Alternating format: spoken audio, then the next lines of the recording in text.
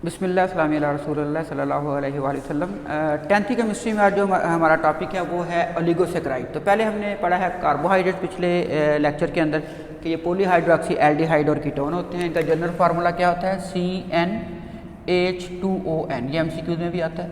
ठीक है, पहला हमारे पास पढ़ा था मोनोसेक्राइड। तो वो हमारे पास पता है आपको नॉन हाइड्रोलाइज होते हैं 3 कार्बन से लेकर 5 कार्बन तक। इसके अंदर 1 यूनिट के अंदर मॉलिक्यूल के अंदर कार्बन एटम की तादाद हो सकती है। 3C वाले को ट्राइओसिस, 4 वाले को टेट्रोसिस, 5 वाले को पेंटोसिस और 6 वाले को हेक्सोसिस। हेक्सोसिस हमारे पास इंपॉर्टेंट है क्योंकि इसके अंदर ग्लूकोज और क्या आता है फ्रुक्टोज। तो ये एल्डिहाइड है, पेंटाहाइड्रोक्सी एल्डिहाइड, और ये पेंटाहाइड्रोक्सी कीटोन। तो इनकी प्रॉपर्टी देखिए, स्वीट है, सॉल्युबल इन वाटर है और रिड्यूसिंग है। तो आज का हमारा टॉपिक है वो है ओलिगोसेक्राइड। ओलिगोसेक्राइड जो है ना, ये अपॉन हाइड्रोलाइसिस हाइड्रो का मतलब क्या है? वाटर। लाइसिस टूटना, वाटर के जरिए टूटना। तो वाटर इनको तोड़ सकता है, ब्रेक डाउन कर सकता है, डिकम्पोज कर सकता है 2 यूनिट से लेके कहाँ तक? 9 यूनिट तक। तो इस तरह इसके नाम हो गए। अगर ये 2 यूनिट्स में इसको जो है ना वो तोड़ता है, 2 मोनोसेक्राइड बनते हैं। मोनोसेक्राइड लिख लें, मोनोसेक्राइड्स। तो 2 से 9 मोनोसेक्राइड बन सकते हैं। अगर 2 मोनोसेक्राइड बनते हैं तो इसका नाम जो है, नेमिंग इसकी हम लिख लेंगे, नेमिंग जो है नेम रीज़न या नेम रीज़न लिख लें, नेम रीज़न। तो अगर 2 मोनोसेक्राइड है तो MS लिख लेता हूँ मैं, 2 मोनोसेक्राइड। तो ये बनाएंगे, इसको हम कहेंगे डाइसेक्राइड। डाई का मतलब क्या है? 2। और अगर इसके 3 मोनोसेक्राइड बनते हैं तो इसका नाम क्या होगा? ट्राइसेक्राइड। जैसे जो है ये हमारे पास आ गया डाइसेक्राइड में सुक्रोज आ जाएगी। और 4 मोनोसेक्राइड बनते हैं तो इसका नाम क्या होगा? टेट्रासेक्राइड एंड सो ऑन। अब इंपॉर्टेंट हमारे बुक के अंदर जो दिया गया वो है सुक्रोज। सुक्रोज जो है ये हमारे पास क्या है? डाइसेक्राइड है।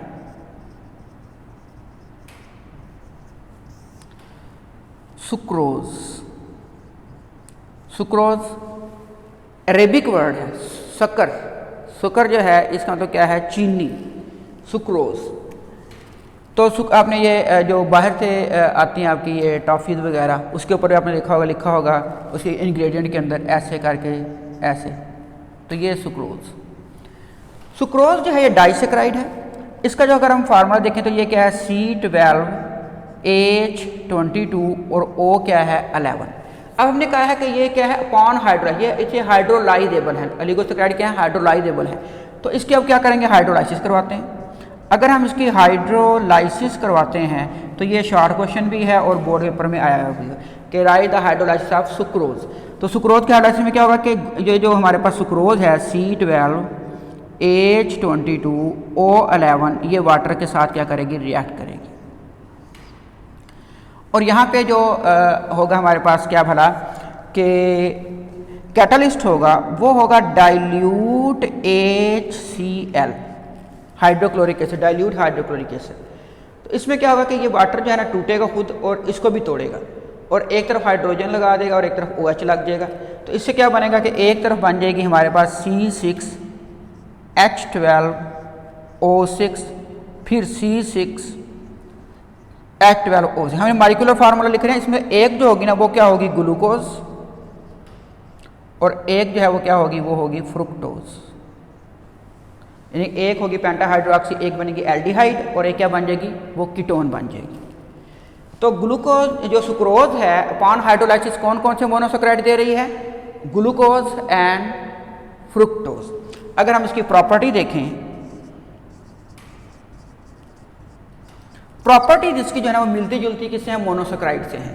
तो ये भी क्या है? ये स्वीट इन टेस्ट है। ठीक है, ये भी सॉल्युबल इन वाटर है। तो चीनी आपने देखा पानी में हाल हुई, तो ये भी सॉल्युबल इन वाटर है। ये रिड्यूसिंग है। ये रिड्यूसिंग और नॉन रिड्यूसिंग दोनों ही है, यानी कि रिड्यूसिंग भी हो सकती है और ये डिपेंड करता है किसके साथ रिएक्ट कर रही है, और नॉन रिड्यूसिंग भी हो सकती है। इसका जो कलर है वो भी क्या होगा? वाइट, और ये भी क्या होगी? क्रिस्टालाइन होगी। तो ये इसकी हमारे पास क्या आ जाएंगी, प्रॉपर्टीज आ जाएंगी। तो ओलिगोसैकेराइड जो है ये पान हाइड्रोलाइसिस कितने मोनोसैकेराइड देते हैं, 2 से 9। इनके अगर नाम लिखने हैं तो अगर 2 मोनोसैकेराइड देते हैं पान हाइड्रोलाइसिस डाइसैकेराइड, 3 देते हैं तो ट्राइसैकेराइड, 4 देते हैं टेट्रासैकेराइड। इंपॉर्टेंट हमारे पास क्या है वो सुक्रोज जो कि डाइसैकेराइड है।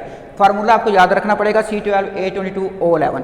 इसकी हाइड्रोलाइसिस का शॉर्ट क्वेश्चन आ चुका हुआ है कि पान हाइड्रोलाइसिस सुक्रोज किस में कन्वर्ट होती है, ग्लूकोज एंड फ्रुक्टोज में, और इसके अंदर जो इस्तेमाल होता है कैटलिस्ट वो क्या है, डाइल्यूट HCl। प्रॉपर्टी क्या है कि ये भी क्या होंगी, मीठी हैं, स्वीट हैं, पानी में हल हो जाती हैं, रिड्यूसिंग नॉन रिड्यूसिंग दोनों होंगी, और ये क्या है, ये वाइट क्रिस्टलाइन होती है। उसके बाद हमारे पास है पॉलीसैकेराइड। पॉलीसैकेराइड जो है ना अपॉन हाइड्रोलाइसिस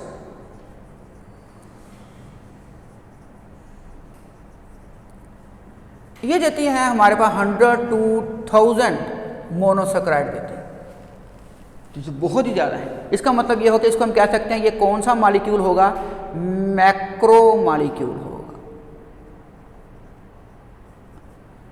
मैक्रो, माइक्रो नहीं, मैक्रो। मैक्रो का मतलब होगा क्या, बड़ा, लार्ज, ये बड़ा मॉलिक्यूल बनेगा। जाहिर है कि कितने मोनोसैकेराइड आपस में मिले हुए हैं, 2, 3, 4 या 9 नहीं, 100 से लेके कहाँ तक हो सकता है, 1000 तक मोनोसैकेराइड के साथ क्या हो सकते हैं, वो अटैच हो सकते हैं।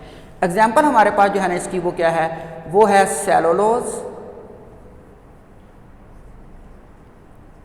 सेलुलोज, और एक हमारे पास क्या हमें देनी है वो है स्टार्च। हम जो खाते हैं ये रोटी वगैरह वो क्या है, स्टार्च है। ब्रेड खाते हैं वो भी क्या है, स्टार्च है। तो वो क्या खा रहे हैं, पॉलीसैकेराइड खा रहे हैं। जितने भी प्लांट्स हमारे पास हैं ये किसके हैं, सेलुलोज के। हमने जो कपड़े पहने हुए हैं ये कॉटन के अगर हैं तो कॉटन भी किसकी बनी है, सेलुलोज की। सेलुलोज एसीटेट है, अगली क्लास में पढ़ेंगे सेलुलोज एसीटेट जो कॉटन कपड़े हैं, सेलुलोज है। तो ये क्या है, इसके अंदर 100 से लेके यहाँ तक है 1000 तक क्या है इसके अंदर मोनोसैकेराइड है। अगर हम इसकी प्रॉपर्टीज़ को देखें तो ये इसका उल्ट होगी। तो ये स्वीट है तो ये क्या होगी, हम इसकी अगर प्रॉपर्टीज़ लिखें तो ये अगर स्वीट है तो फिर ये क्या होगी, टेस्टलेस। टेस्टलेस। ये अगर सॉल्युबल इन वाटर है तो ये क्या होगी, नॉट सॉल्युबल इन वाटर या इनसॉल्युबल इन वाटर कर लें, इनसॉल्युबल इन वाटर। ये थी रिड्यूसिंग और नॉन रिड्यूसिंग, ये क्या होंगी, नॉन रिड्यूसिंग होगी। और ये क्रिस्टलाइन है तो ये फिर क्या होंगी, ये एमॉर्फस होंगी।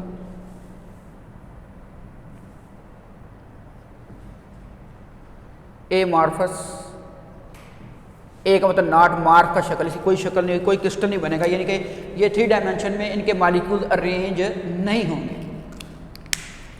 तो ये हमारे पास क्या आ गया, पॉलीसैकेराइड। तो पॉलीसैकेराइड में हमने क्या पढ़ा है कि पॉलीसैकेराइड अपॉन हाइड्रोलाइसिस क्या करेगी, वो हमें मोनोसैकेराइड देगी 100 से लेके 1000 तक।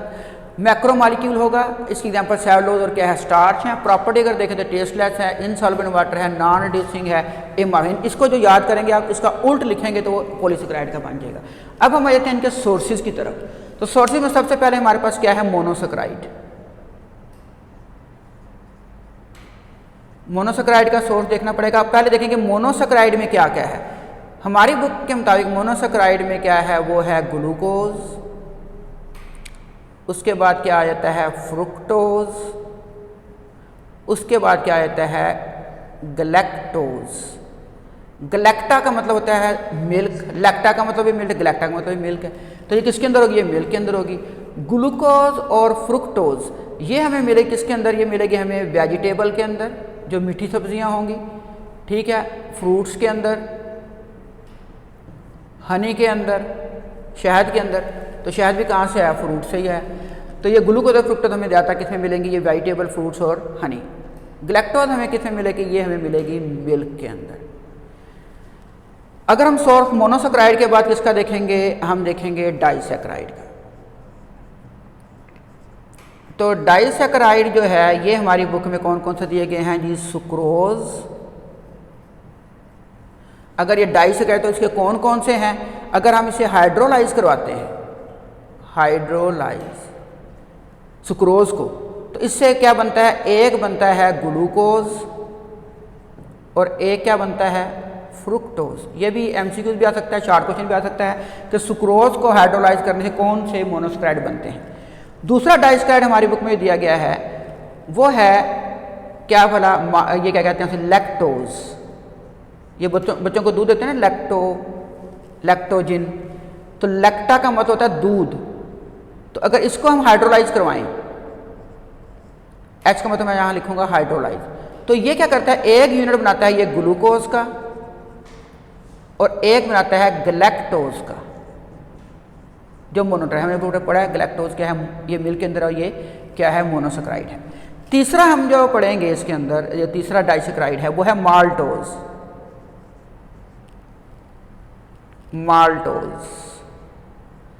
माल्टोज की हाइड्रोलाइसिस अगर करवाएं तो ये बनाता है 2 यूनिट किसके भला, ग्लूकोज के ही बनाता है। यानी कि इसके 2 यूनिट बनते हैं, वो किसके बनते हैं, ग्लूकोज के ही बनते हैं।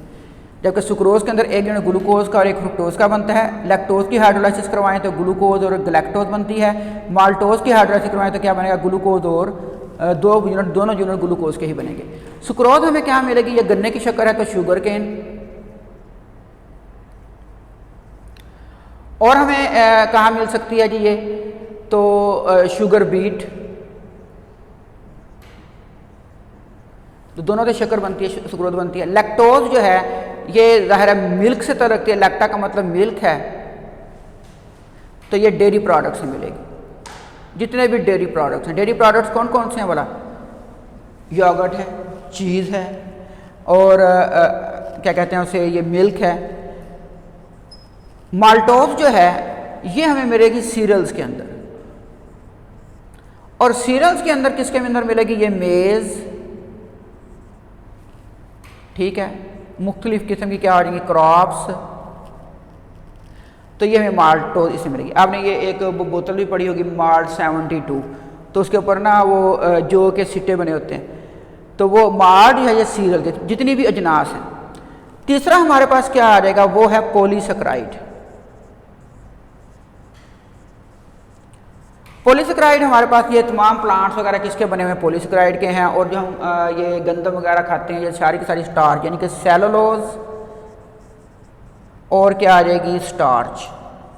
ये हमारे पास आ जाएगी जितने भी हमारे पास प्लांट्स हैं और जितने भी हमारे पास क्या हैं, सीरियल्स हैं, इनके अंदर ये क्या पाई जाएगी, पॉलीसेक्राइड पाई जाएगी। अब आप आता है आखिरी टॉपिक हमारा इसका, यूजेस।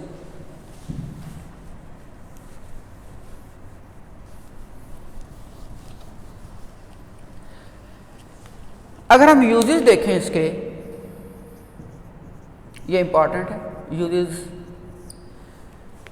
पहला यूज जो हम इसका लिखेंगे वो ये है कि ये जो कार्बोहाइड्रेट्स है हमारे जिस्म के अंदर, ये क्या करती है, ये रेगुलेट करती है किसको भला, शुगर लेवल को।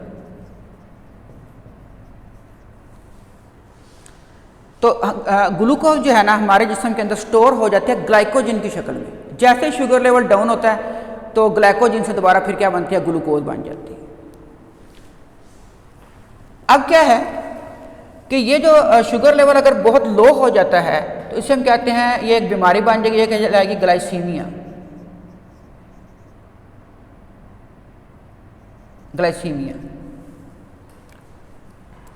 तो ग्लाइसीमिया का मतलब क्या होगा कि इसके अंदर हमारे पास शुगर लेवल क्या हो जाएगा, ये डाउन हो जाएगा। दूसरी हमारे पास आ जाती है कि जो हमारा ब्रेन है, ये ब्रेन सिर्फ और सिर्फ इस्तेमाल करता है ग्लूकोज।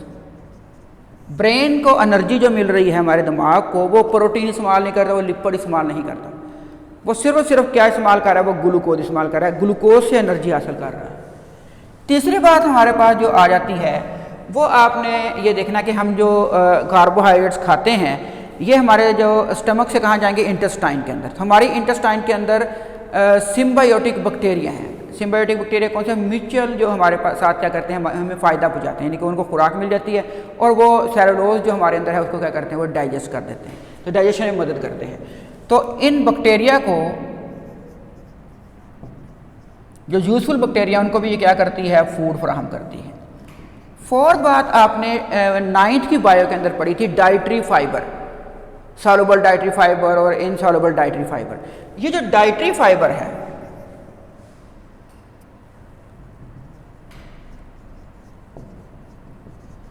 ये डाइटरी फाइबर क्या है, ये भी क्या होंगे, सेलुलोज होगी, या हम कहेंगे कि ये क्या कार्बोहाइड्रेट्स हैं। ये कार्बोहाइड्रेट्स क्या करते हैं, नंबर 1 तो ये क्या करते हैं कि हमारे जो बाउल फंक्शन है, बाउल का मतलब यहाँ पे जो है ना ये है आंतें। इसके फंक्शन को ये क्या करेंगे, ये दुरुस्त करेंगे। अब इसका फंक्शन क्या है कि पेरिस्टालसिस जो मूवमेंट हो रही है, यानी कि कंट्रैक्शन रिलैक्सेशन जो हो रही है एलिमेंट्री कैनाल की, उसको ये क्या करेंगे, ये दुरुस्त करेंगे। और उससे क्या होगा कि फासिद मादे जो हैं वो क्या होंगे, खारिज हो जाएंगे। टॉक्सिन को भी ये अपने अंदर हल कर लेती है। दूसरा ये क्या करती है कि ये जो ब्लड प्रेशर है इसको भी ये क्या करेगी, रेगुलेट करेगी। तीसरा ये है डाइटरी फाइबर का फ़ायदा ये है, हस्क जो है इसका फ़ायदा ये है कि ये आपका जो कोलेस्ट्रॉल लेवल है इसको भी क्या करेगी, ये रेगुलेट करेगी। फिफ्थ ये है कि हमारे जो चलने से या एक्सरसाइज से हमारे मसल में क्रैम्प हो जाते हैं, तो ये क्रैम्पिंग जो है हमारे मसल की उसको भी क्या करती है, ये रिमूव करती है। तो ये इसके क्या आ गए हैं, इसके यूजेस आ गए हैं। तो आपने ये जो है ना बुक से एक दफ़ा लाजमी इसको रीड करना है और इसकी हेडिंग भी लगानी है। तो ये था आज का लेक्चर।